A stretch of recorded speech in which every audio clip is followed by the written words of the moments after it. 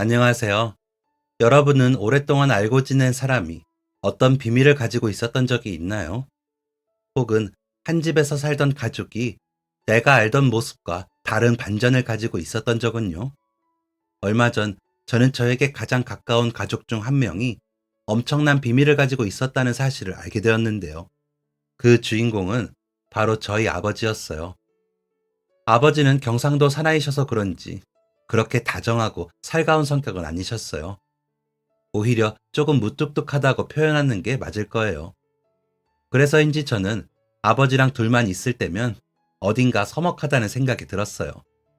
뭐 부자 사이에는 대부분 그렇다고 하지만 아버지는 유독 대하기 어려운 사람 중 한 분이셨죠. 어릴 때부터 딱히 저를 크게 혼내거나 하신 것도 아니었는데 그저 아버지가 무뚝뚝하다는 이유만으로 저 혼자 어렵게 대했던 건지도 모르겠어요. 그러다 보니 저는 아버지에 대해서 아는 게 많지 않았어요. 말이 많으신 편도 아니었고 자기 일을 이주알 고주알 이야기하는 타입은 더더욱 아니셨거든요. 그저 어머니에게 들어 아버지께서 어린 시절부터 엄청 힘들게 살면서 고생을 많이 하셨다고만 알고 있었죠. 그러다 보니 저는 아버지가 어떤 어린 시절을 살아오셨는지, 얼마나 힘드셨는지 같은 건 자세히 알지 못했어요. 자수성가했다는 표현에 그저 아무것도 가진 것 없이 바닥부터 올라오셨구나 짐작만 할 수 있을 뿐이었죠. 그런 아버지에 대해 제가 조금 더 알게 된 것은 얼마 전 짐 정리를 하다가 한 박스를 발견하면서부터였어요.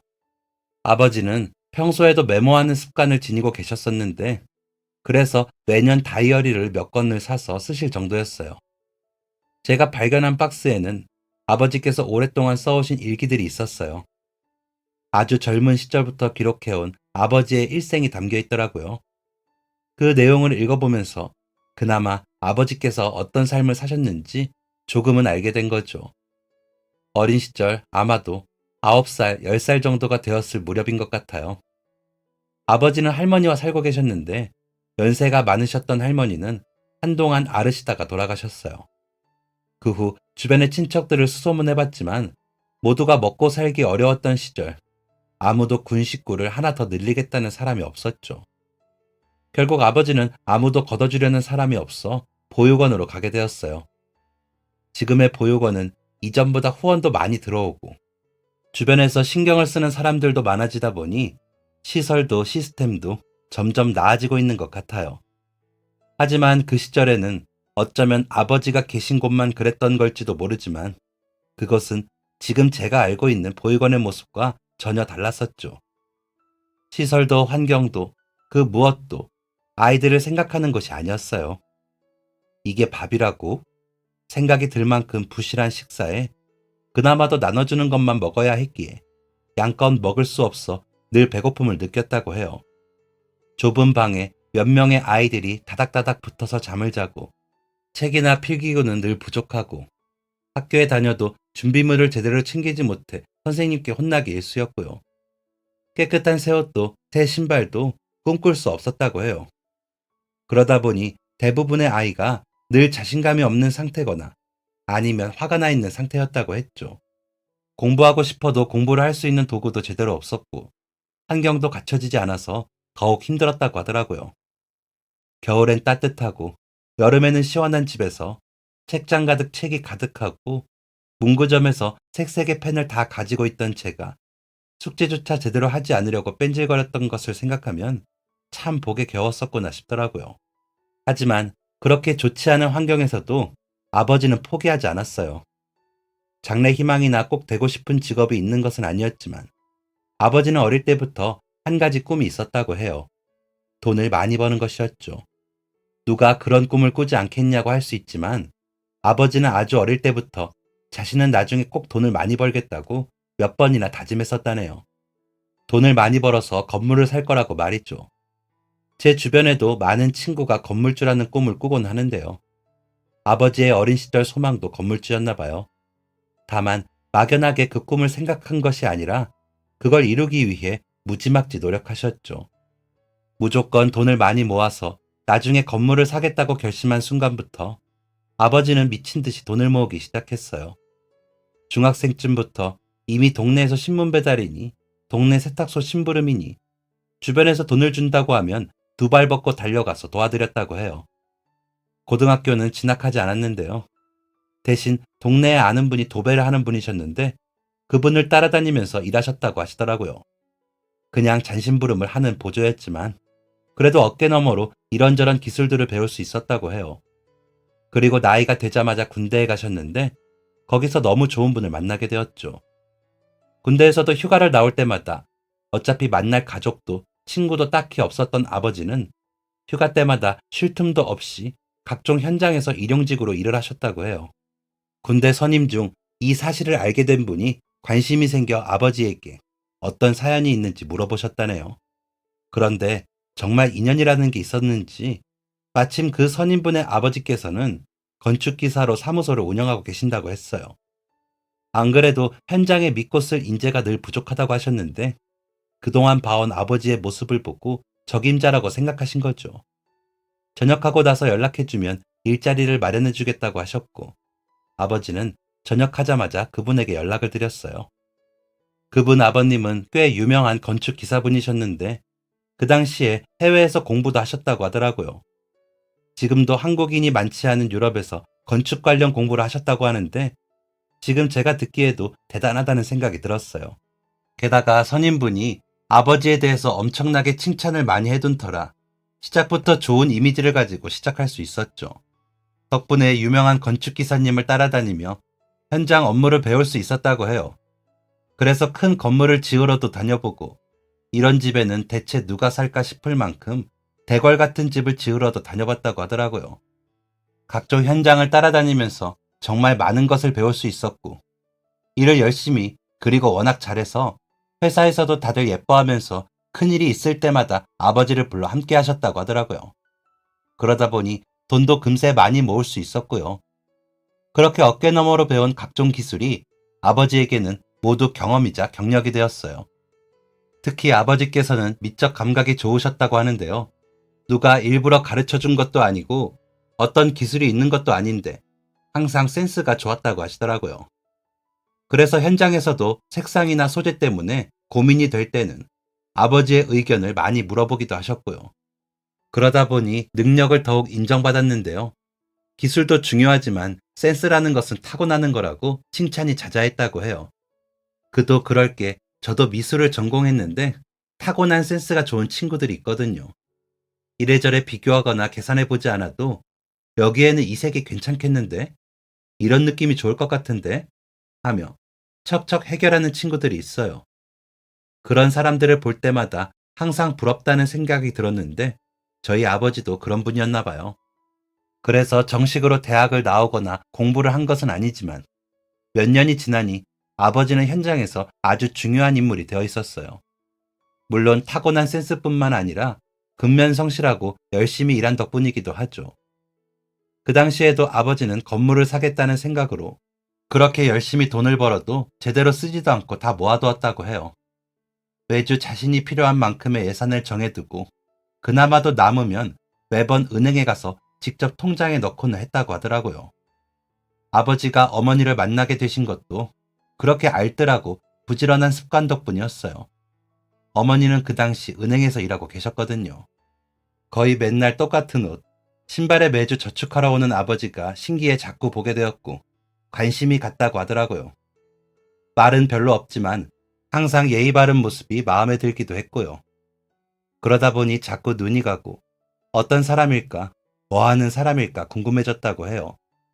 그래서 아버지가 올 때마다 이런저런 질문들을 하게 되었는데 아버지는 그럴 때마다 그냥 짧은 대답을 했다고 하더라고요. 일기에서 알게 된 사실이지만 그 당시 아버지는 너무 부끄러우셨다고 하더라고요. 은행에서 자주 마주치는 얼굴 예쁜 직원이 항상 자기에게 친절하게 상냥하게 대해주고 이것저것 말을 거는데 그렇게 예쁜 사람이 자기한테 말을 거는 것이 익숙하지 않아서 너무너무 부끄러웠다고요. 자기도 이런저런 이야기를 하며 대화를 이어가고 싶은데 워낙 말주변이 없어 어떻게 해야 할지 난감했다고 쓰여 있었어요. 인연이란 그런 건가 싶은 게 보통 이렇게 막 말을 거는데 대화가 제대로 되지 않으면 이 사람 나에게 관심이 없나 보다. 나를 별로 안 좋아하나? 라고 생각하기 마련이잖아요. 그런 이유로 많은 연인들이 엇갈리기도 하고 실제 아버지도 주변에 그런 오해를 많이 받기도 했었고요. 하지만 어머니는 그러지 않으셨어요.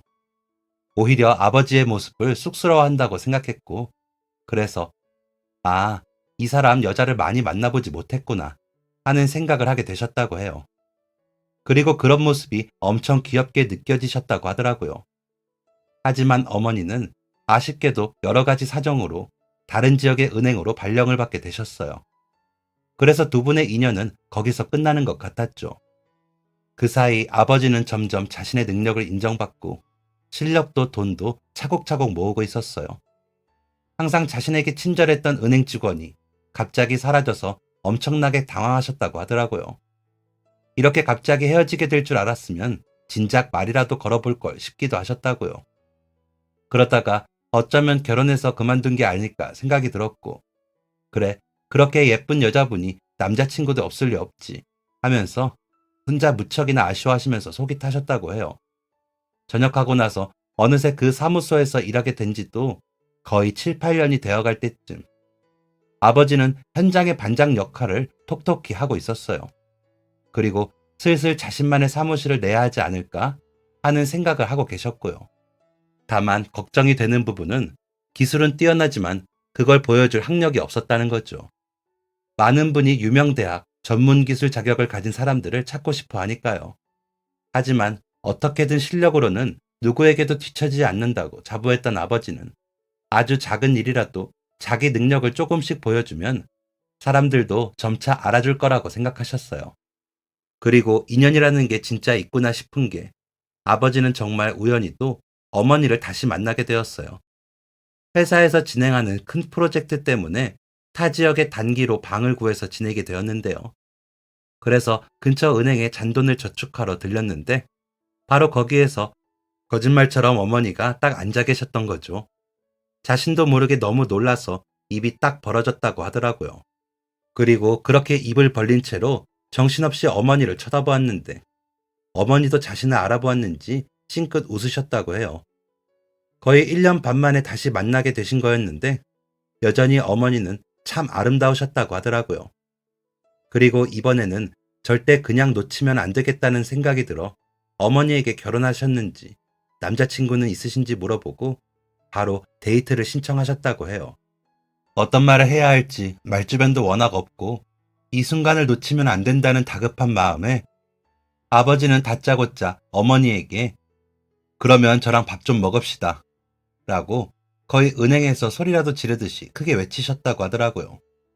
그 이야기를 들을 때면 이렇게 무뚝뚝한 아버지가 그런 말을 했다는 게 신기하기도 하고 재밌기도 해요. 두 분이 만나게 된 이야기는 어머니에게 몇 번 들었었는데 보통 그렇게 무드가 팍팍 깨지는 말을 들으면 별로라고 생각할 법도 하는데 어머니는 이때도 그런 생각을 하셨다고 해요. 이 남자가 드디어 정신을 차렸구나 라고 말이죠. 그래서 흔쾌히 좋다고 대답했다고 하시더라고요. 그렇게 그 지역에 머무는 동안 틈날 때마다 만나서 데이트했고 알고 보니 어머니는 자신의 아버지, 그러니까 제 외할아버지께서 아주 편찮으셔서 옆에서 돌봐드릴 사람이 필요해 고향으로 돌아오셨던 거였죠. 만난 지 얼마 지나지도 않은 사이인데도 아버지는 일하면서도 틈날 때마다 어머니가 외할아버지를 돌보시는 걸 도와드렸다고 해요. 외출할 때 부축도 해드리고 근처 병원까지 운전도 대신해드리고요. 그 모습을 본 어머니는 어떻게 사람이 이렇게 선하고 바를 수 있을까 생각하셨다네요. 그리고 무엇보다 어머니가 아버지에게 깊이 빠지게 되신 것은 바로 세심함 때문이었다고 하는데요. 그냥 지나갔듯이 하는 말도 아버지는 절대 그냥 듣는 법이 없었다고 하시더라고요. 둘이 시내에 데이트하다가 지나가며 와, 저 꽃 예쁘다. 저 머리핀 예쁘다. 라고 하면 몰래 사서 그날 데이트 끝날 때 주던가 아니면 다음날에 꼭 사오고는 했다고 해요. 좋아하는 음식, 맛있었다고 했던 식당들도 다 기억해 두었다가 갑자기 포장해 오기도 했다네요. 특히 결혼을 결심했던 일이 있었는데요. 두 분이 대화하시다가 어머니께서는 그냥 지나가는 말로 저는 유자차를 정말 좋아하는데 특히 어머니가 예전에 직접 담가주셨던 유자차 맛을 아직도 잊을 수가 없어요. 지금은 어머니가 돌아가셔서 다시 먹을 수 없게 되었지만 날씨가 추워지면 저는 무조건 유자차를 마셔요. 그러면 유자차를 담궈주던 어머니 모습이 생생하게 기억나거든요. 라고 하셨다고 해요. 그랬더니 몇 달 뒤, 정말 기온이 뚝 떨어진 어느 날, 유리병에 유자차를 가져오셨다고 하더라고요. 어머니가 해주신 거랑 비슷할지는 모르겠지만, 그래도 가게에서 산 게 아니라 제가 직접 만든 거예요. 맛이 없을지도 모르지만, 그래도 누군가 직접 담궈준 유자차니까 사먹는 것보다는 어머니 손맛에 더 가깝지 않을까 해서. 돌아가신 어머니처럼 맛있게는 못할지 모르지만, 앞으로는 내가 대신 먹고 싶은 만큼 평생 제가 만들어줄게요. 그렇게 유리병에 유자차를 꾹꾹 눌러 담아 가지고 온 아버지를 보고 나는 무조건 이 사람이랑 결혼해야겠다고 다짐했다고 하더라고요. 하지만 주변에서는 다들 반대했어요. 부모님도 없고 배움도 짧고 어머니랑은 달라도 너무 다르다면서요. 어머니 직업의 인물 정도면 훨씬 좋은 집안과 직업을 가진 분과 만날 수도 있는데 뭐하러 고생길이 훤히 보이는 선택을 하냐고 다들 입을 모아 반대를 하셨다고 해요. 지금이야 몸이 튼튼해서 현장 일을 하고 있지만 나중에 아프거나 다치기라도 하면 그때는 어떻게 할 거냐고. 네가 남편 먹여 살려야 할 수도 있다는 말도 많이 들으셨고요.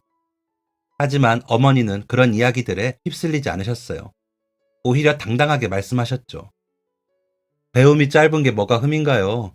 어쩌다 운이 좋아 저는 부모님이 모두 건강하게 살아계셔서 학교를 마칠 수 있었던 거지. 제가 어디가 특출나서 그런 게 아니었어요. 그리고 그 사람은 가진 게 없는 게 아니에요. 자신의 분야에서 인정받는 능력을 갖췄고 어디서 무얼해도 성공할 수 있을 만큼 부지런하고 근면하고 성실한 사람이에요. 또 제일 중요한 점은 누구보다 저를 아껴주고 생각해주는 사람이라는 거예요. 혹시나 아프거나 다쳐서 일을 못하게 되더라도 제가 능력이 있으니 먹여 살리면 돼요. 그런 건 아무런 문제도 되지 않아요. 결혼이 서로 행복하지 않을까봐 두려워해야지 가난할까봐 두려워해야 하는 건 아니니까요. 하지만 반대는 주변 사람만 하는 게 아니었어요. 아버지도 결혼에 대해서는 선뜻 대답하지 않으셨다고 하는데요. 아직은 자기가 너무 가진 게 없고 자기랑 결혼하면 고생할지도 모른다며 망설이셨다고 하더라고요. 그래서 자기가 사무실 차리고 자리를 잡으면 그때 결혼을 하는 게 어떠냐고 하셨다는데 어머니는 단호했죠. 서로 힘들 때 함께하지 않을 거면 뭐하러 결혼을 해요? 부부란 힘든 상황도 함께 나누는 것 아닌가요? 우리가 서로 좋을 때 만나서 좋은 모습만 볼 거면 어떻게 앞으로의 평생을 함께 할 수 있겠어요? 그러면 나중에 사무실이 자리 잡고 나서 저랑 결혼하고 그 후에 만약 또 일이 잘못되어 힘들어지면 저랑 헤어질 거예요? 돈이 문제라면 저도 직장 생활을 하며 모아둔 돈이 있고 결혼하고 나서도 계속 일을 할 거예요. 그러니까 저를 사랑하지 않는 게 아니라 고작 지금 가진 게 없어서 결혼을 미루자고 하는 거라면 저는 지금보다 좋은 시기는 없다고 생각해요. 어차피 앞으로 평생을 함께 할 건데 1분 1초도 낭비하고 싶지 않아요. 그렇게 어머니의 이야기에 아버지도 결국 설득당하셨고 모두의 반대를 무릅쓰고 아버지랑 결혼했어요. 다른 사람들의 걱정과는 다르게 두 분은 결혼 후 하루하루가 행복했죠. 아버지는 이제 결혼까지 했으니 더 막중한 책임감을 가지고 일했어요. 사무실을 알아보고 본격적으로 사업을 시작했죠. 물론 처음에는 크게 돈이 될 만한 의뢰가 들어오지는 않았어요. 그래봤자 동네에서 도배를 다시 해달라고 하거나 이런저런 부분들을 수리해달라고 하는 게 대부분이었죠. 하지만 워낙 꼼꼼하고 실력이 좋아서 그마저도 금세 입소문이 났어요. 그러던 중 아버지의 사업이 크게 성공할 수 있도록 도와준 기회가 찾아왔죠. 이전에 아버지가 현장을 담당했던 의뢰인 분께서 이번에 새롭게 식당을 차리실 거라면서 아버지에게 의뢰를 하신 거예요. 아버지는 선뜻 의뢰를 받아들였고 몇 달간 고생해서 가게를 완성했죠. 의뢰하신 분도 굉장히 만족하셨는데 그것보다 더 만족스러워 하셨던 게 바로 손님들이었어요. 인테리어가 너무 예뻐서 사람들이 엄청나게 찾아오기 시작했거든요.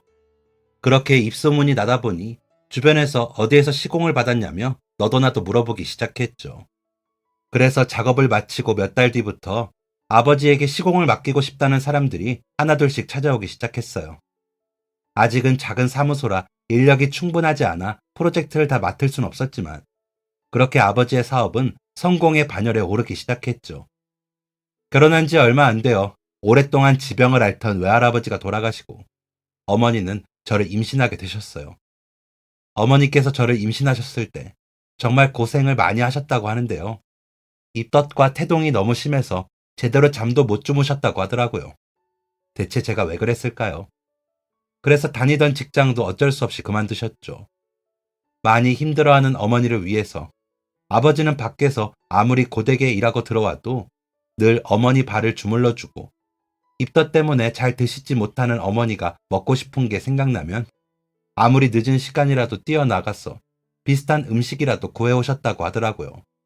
그렇게 아버지의 지극한 사랑과 열심히 버텨준 어머니 덕분에 저는 건강하게 세상에 나올 수 있었어요. 제가 유치원에 들어갔을 때쯤에는 이미 아버지께서 돈을 많이 벌고 계셨을 때인데요. 그래서 힘들게 자라오셨던 아버지와는 다르게 저는 고생이라는 것을 해보지 못했어요. 아버지의 일기를 읽어보니 얼마나 힘들게 그 자리까지 오셨었는지 알게 되어서 제가 받았던 많은 혜택이 모두 아버지의 땀으로 일군 거였구나 하는 생각이 들더라고요. 그러면서 일기를 하나씩 읽을 때마다 나도 더 열심히 할 걸, 내가 지금까지 해왔던 것에서 최선을 다한 게 맞을까 하는 생각이 들기도 했어요. 그리고 아버지는 꿈에 그리던 작은 건물을 구입하셨는데요. 경매로 나온 물건을 싸게 구입하셨었어요. 오래된 공장 지역에 있는 건물이었었는데 신기하게도 1, 2년 뒤 그 건물 주변이 갑자기 유명해지기 시작하면서 그 일대가 사람들로 엄청나게 붐비더라고요. 그러다 보니 아버지가 구입한 건물에도 유명 가게가 입점하고 나중에 샀을 때보다 훨씬 좋은 값에 팔 수가 있었어요. 아버지는 어릴 때부터 꿈에 그리던 돈 많은 사람이 되었지만 그 돈을 별로 쓰지는 않으셨어요. 옷도 차도 남들이 볼 때는 자린고비라고 이야기를 들을 만큼 저렴한 걸 이용하셨거든요. 양말 하나도 마음대로 사시지 않으셨고 술, 담배도 안 하시고 딱히 취미도 별로 없으셨어요. 아버지의 취미라고 한다면 유일하게 어머니랑 데이트하는 것뿐이었죠. 그렇게 평소 자신을 위해서는 돈을 쓰지 않는 아버지는 어머니를 위해서는 아끼는 법이 없으셨어요. 어릴 때부터 꿈이었던 건물을 팔고 난 돈도 전부 어머니에게 드릴 정도였죠. 어머니가 좋아하시는 곳, 음식, 좋아하는 배우가 나온 영화가 개봉하면 제일 먼저 예매를 해서 어머니를 데리고 가서 보여주시곤 하셨어요. 하지만 열심히 살았던 아버지의 삶을 비웃기라도 하듯 불행도 함께 찾아왔어요. 제가 대학을 다니고 있을 때쯤 아버지께서는 건강검진에서 갑자기 이상을 발견하셨죠. 평소 술도 담배도 멀리하고 사셨던 아버지였는데 간암이라는 판정을 받았어요. 암에 걸리는 사람이 정말 많다고 들었지만 그게 저희 아버지가 될 거라고는 상상도 한 적이 없었죠. 치료도 받고 수술도 받았지만 아버지의 건강은 날이 갈수록 나빠졌어요. 어떻게든 도움을 드리고 싶었는데 제가 도움을 드릴 수 있는 방법도 없었죠. 저랑 어머니는 그저 아버지가 이 모든 것들을 이겨내고 다시 건강해지기만을 바랐어요. 하지만 너무 간절히 원하면 하늘이 들어주지 않는다는 말처럼 야속하게도 아버지의 병세는 갈수록 나빠졌죠. 한평생을 그저 성실하게만 사셨던 분이었는데 세상이 너무 밉게만 느껴졌어요. 그리고 1년 정도 투병 생활을 이어오던 아버지는 자신도 크게 가망이 없다는 생각이 드셨나 봐요. 병원의 이야기에서 남은 기간 동안은 집에서 지내고 싶다고 해 퇴원하셨거든요. 의사 선생님 역시 그런 아버지를 말리지 않으셨어요. 아마 병원에서도 더 이상 손 쓸 수 있는 방법이 없어서 그랬던 것 같아요. 집으로 돌아온 아버지는 병원에서보다 한결 편안해진 모습이셨어요. 항상 강하게만 보였던 아버지였는데 아파서 누워 계신 아버지의 모습은 제가 지금까지 알고 있던 강인했던 모습을 전혀 떠올릴 수 없었죠. 저도 옆에서 마음이 참 많이 아팠는데 어머니는 얼마나 더 마음이 아프셨을지 감히 상상도 되지 않아요. 두 분이 많이 사랑하셨던 만큼 아주 속상하셨겠죠. 당신이 너무 좋은 사람이라서 그런가 봐. 나만 당신이 필요한 줄 알았는데 하늘에서도 당신이 필요한가 보네. 이래서 인기 많은 남자랑 결혼하면 피곤한 건데 내가 잘못 선택했어. 그렇게 힘든 상황에서도 어머니는 종종 그런 농담을 하곤 하셨어요. 아버지는 그런 어머니의 농담에 살며시 미소를 짓고는 했죠. 그리고 집으로 돌아온 지 2달이 조금 지나 아버지는 세상을 떠나셨어요. 집에서 조용히 편안하게. 원래 병이 있으면 마지막 순간에 굉장히 고통스럽고 괴롭게 돌아가실 줄 알았는데 신기한 일이었어요. 어쩌면 세상에서 가장 사랑받는 남편이자 훌륭한 아버지였기에 마지막이라도 평온하게 보내주자 했던 하늘의 선물이 아닐까 생각이 들었네요. 마지막 순간까지 아버지는 어머니 걱정이었어요. 물론 제 걱정도 하셨죠. 미안하다 아들, 아버지가 못나서 이렇게 너랑 네 엄마를 두고 먼저 떠나게 되었네. 어릴 때 고아로 살면서 내 자식만은 절대 무슨 일이 있어도 어릴 때 부모 없는 아이로 만들지 않겠다고 다짐했었는데 참 아이러니하지. 그동안 너에게 최고의 아버지는 아니었을지도 모르겠구나. 내가 부족함이 많았다면 나도 아버지가 처음이라 그랬던 거니 부디 이해해 주렴. 그리고 너희 어머니, 야무진 사람이기는 하지만 마음이 아주 여린 사람이야. 강해 보여도 속마음은 약하단다. 그러니 네가 옆에서 어머니를 잘 챙겨줘. 원래는 내가 끝까지 책임져야 했던 일인데 너에게 맡겨서 미안하구나. 아버지는 어머니의 손을 꼭 잡은 채로 세상을 떠나셨고 장례가 진행되는 동안 어머니는 애써 담담해 보이려고 하셨지만 속으로는 참 많이 울고 계셨어요. 조용히 방에서 매일 밤 훌쩍이는 어머니 목소리를 들을 수 있었거든요. 아버지가 돌아가시고 나서 집은 갑자기 텅 빈 것처럼 느껴졌어요. 고작 한 사람이 비었을 뿐인데 온 세상이 갑자기 텅 비어버린 것만 같았죠. 저의 세상도 그랬는데 어머니의 세상은 어땠을까요? 모든 게 다 무너져버리고 홀로 남은 것처럼 느껴졌을 것 같아요. 물론 가족이자 자식인 제가 있지만 그래도 어머니랑 아버지는 서로의 유일한 단짝이자 평생을 함께하기로 약속했던 사이니까요. 아무리 슬픈 일이 있어도 힘든 일이 있어도 시간은 계속해서 흘러가죠. 야속하게도 말이에요. 그런데 아버지가 돌아가시고 몇 달 후 아버지의 핸드폰으로 전화가 왔어요. 장례식이 끝난 후 너무 정신이 없기도 하고 아직 아버지를 떠나보낼 준비가 완전히 되지 않았던 터라 어머니께서는 아버지 핸드폰을 해지하지 않은 채 가지고 계셨거든요. 전화를 받았더니 아버지의 사무실 직원 중 작업반장님이 연락을 하신 거였어요. 무슨 일인지 여쭤보니 맡겨두신 작업이 모두 완료되었다고 하시더라고요. 저희는 작업에 대해서는 처음 듣는 이야기라 어리둥절했죠. 그래서 무슨 작업을 말씀하시는 거냐고 되물었는데요. 아버지가 부탁하셨던 일이 있다며 언제 시간이 괜찮은지 물어보시더라고요. 저희는 다음날 만나기로 했고 그분은 저희에게 주소 하나를 보내주셨어요. 그리고 다음날 어머니와 함께 보내주신 주소지로 가보니 웬 주택 하나가 있더라고요. 마치 동화 속에 나오는 예쁜 시골 주택 같은 곳이었는데요. 유럽의 주택이 떠오르기도 했어요. 이게 뭔가요? 사실 사장님께서 재작년쯤 저희에게 맡기신 프로젝트가 있었어요. 사모님이 옛날부터 살고 싶으시던 집이 있으셨다고 하면서 사진을 보여주시더라고요. 그래서 결혼기념일에 선물로 드리고 싶다고. 저희에게 몇 년이 걸려도 좋으니 튼튼하고 최대한 그 사진이랑 똑같이 만들어달라고 부탁하시더라고요. 돌아가시기 전까지 저희한테 신신당부하셨어요. 자기가 없어도 작업 잘 마무리해달라고요. 사실 어머니에게는 소망이라고 해야 할까요? 꿈꾸는 집이 있으셨어요. 어머니가 중학생쯤인가 잡지에서 우연히 보게 된 집이었다고 하는데요. 처음 보자마자 한눈에 반해서 그 잡지를 오려 오랫동안 보관하고 계셨거든요. 결혼 후에는 아버지가 액자를 사주셔서 거기에 담아서 보관을 해두어서 저도 거실을 지나치며 몇 번 그 집을 본 적이 있었어요. 어머니는 언젠가 저런 집에서 살고 싶다며 눈을 반짝이며 사진을 바라보곤 하셨죠. 동화 속에 나올 것 같이 생긴 집이었는데 사실 한국에서는 찾아보기 힘든 집이었죠. 그런데 아버지께서 어머니가 늘 소망처럼 품고 있으시던 그 집을 현실로 만드신 거였어요. 정말 사진이랑 똑같이 말이죠. 양식부터 페인트의 색깔, 그리고 집 앞에 심어진 나무의 종류와 위치까지 완전히 똑같았어요. 그리고 집 앞에는 어머니의 이름까지 새기셨더라고요. 안으로 들어가 보니 더 놀라운 모습이었는데요. 마당 가득 어머니가 좋아하셨던 꽃이 심겨 있었거든요. 그리고 한쪽에는 저희가 펜션 같은 데 놀러 갈 때마다 어머니가 너무 좋아하셨던 그네 같은 벤치도 있었어요. 그런 의자를 볼 때마다 달려가서 타고는 아이처럼 웃으셨던 어머니인데 이제 우리 집 마당에 생기게 된 거죠. 문을 열고 집 안으로 들어가니 내부의 모습도 사진이랑 아주 똑같았어요. 창문의 위치와 모양까지 말이죠. 마치 잡지에서 그 집을 꺼내놓은 것만 같았어요. 어머니는 집안 곳곳을 둘러보시면서 흐르는 눈물을 멈추지 못하셨어요. 그 모습을 보면서 저도 눈물이 나려고 하더라고요. 집을 소개해 주시던 반장님도 몰래 코를 훌쩍이셨고요.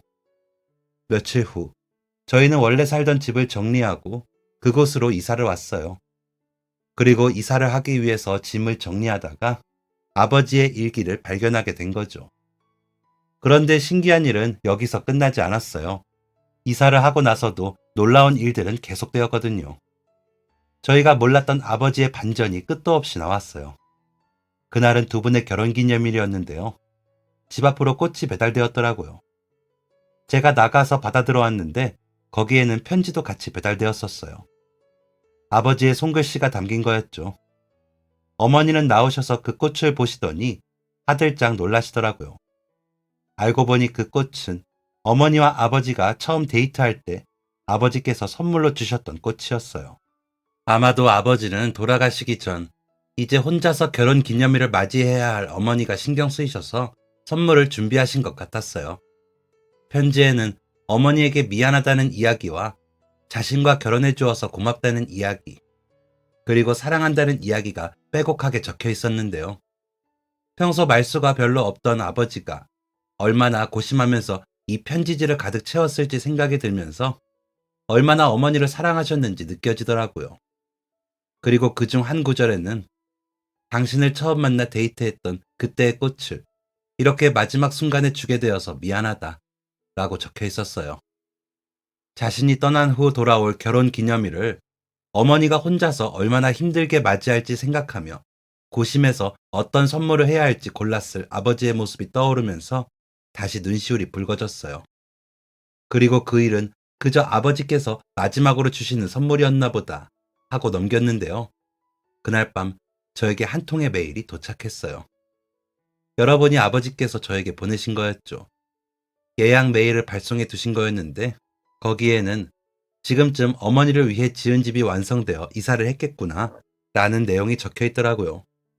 그리고 이메일에는 먼저 세상을 떠나서 미안하다는 이야기도 있었고 저에게 미안하지만 앞으로 제가 어머니를 위해서 해줬으면 싶은 일들이 있다고 했어요. 앞으로 결혼기념일도 어머니 생일도 아버지께서 늘 챙기시던 어머니와 처음 만났던 기념일도 발렌타인데이도 이제는 챙겨줄 수 없으니 저에게 대신 부탁한다고 하셨죠. 그냥 저에게 챙겨주라는 말인가 싶었는데 아버지께서 보내놓은 파일을 열어보면 자세히 나와 있다고 하셔서 파일을 내려받았어요. 엄청난 용량의 파일이었죠. 그리고 그 파일을 열어보고 저는 정말 깜짝 놀랐습니다. 파일 안에는 아버지께서 리스트를 만들어 두셨는데요. 어머니에 대한 모든 것이었어요.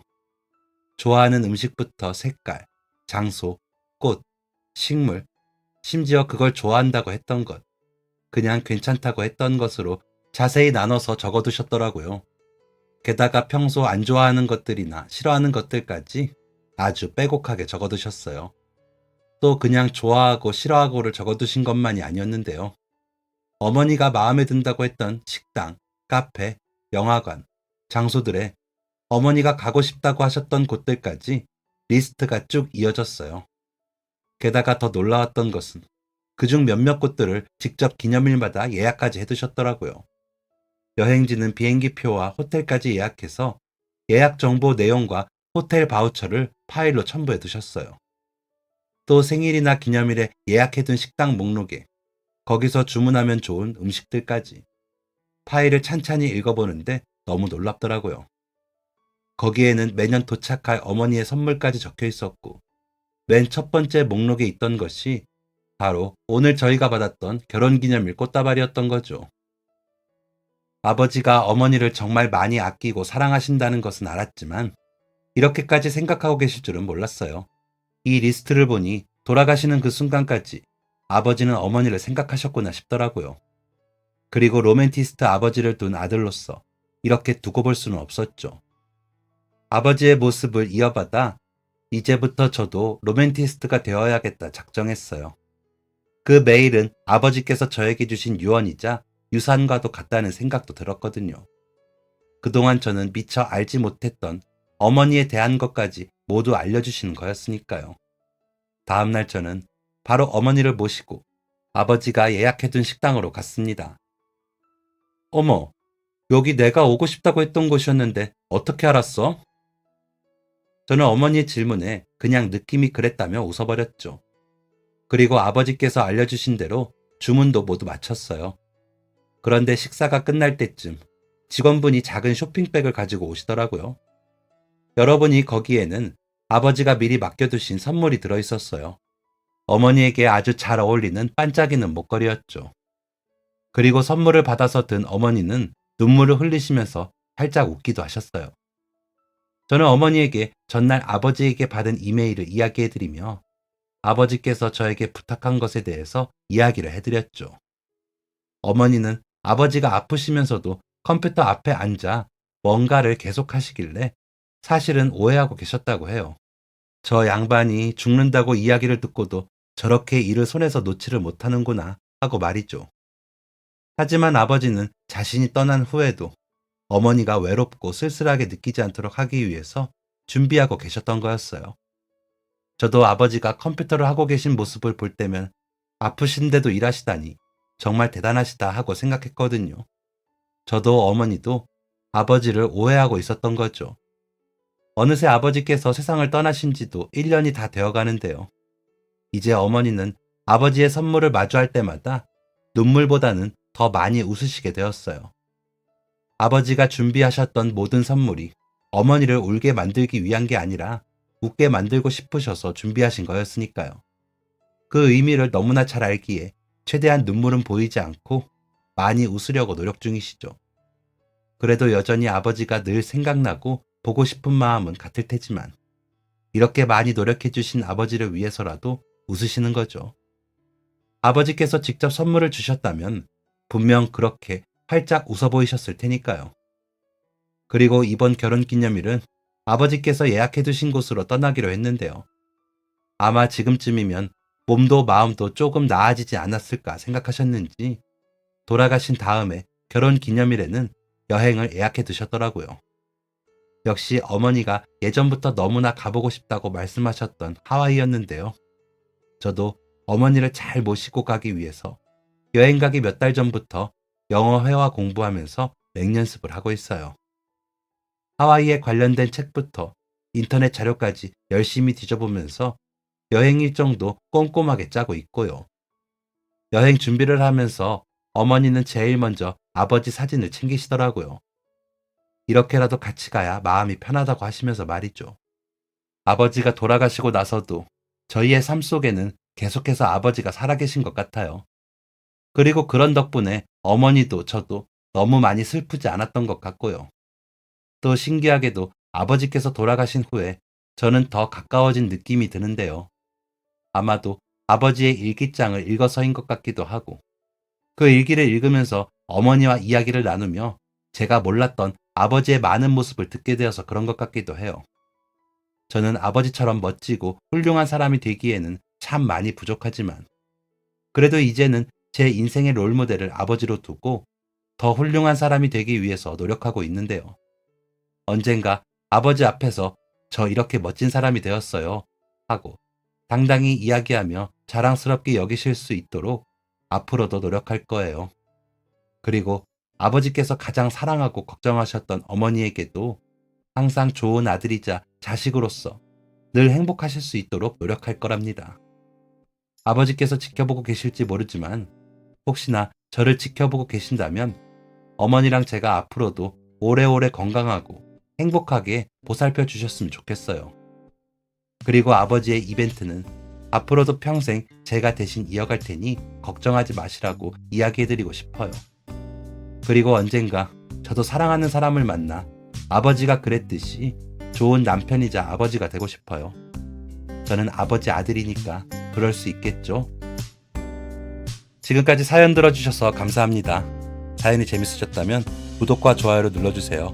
감사합니다. 안녕히 계세요.